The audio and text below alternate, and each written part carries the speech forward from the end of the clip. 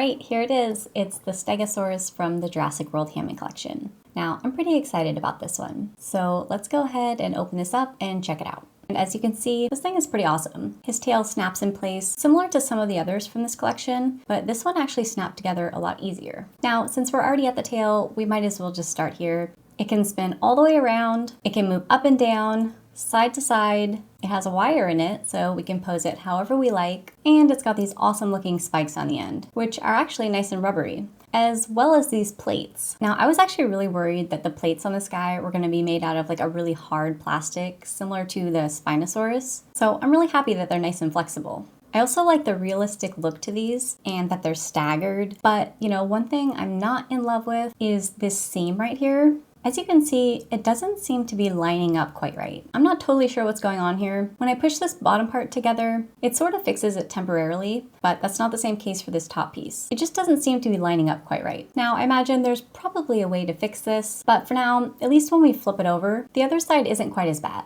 Now, I'd be curious to know if everyone else's has the same issue. But anyways, let's move on to his legs. All right, so we've got the hip joint, which actually spins almost all the way in a circle, which is kind of surprising. I'm not totally sure how useful that's going to be. Oh, and this joint moves slightly outwards too. Then moving on to the knee, this one is very stiff, and I suppose that's something that we'll just have to get worked in. Then his little feet, they spin, they move side to side and up and down, although this is also really stiff too. But I am happy that the legs have a lot of options for movement. All right, now the front legs. As you can see, they spin in a complete circle, and we're actually able to move them all the way out. This is kind of funny, but I do think it's gonna make him a little more fun to play with. Then we also have the knee joint and the feet. They move pretty much the same as the back legs. So overall, it's great that he has a lot of articulation. But before we test that out, we have one more spot to check out, and I think we saved the best for last because check out this cute face. He's got that classic glass eye that really catches the light nicely. And you know, I think unlike some of the other dinosaurs in this collection, whose eyes look a little more intimidating, his actually make him look really nice.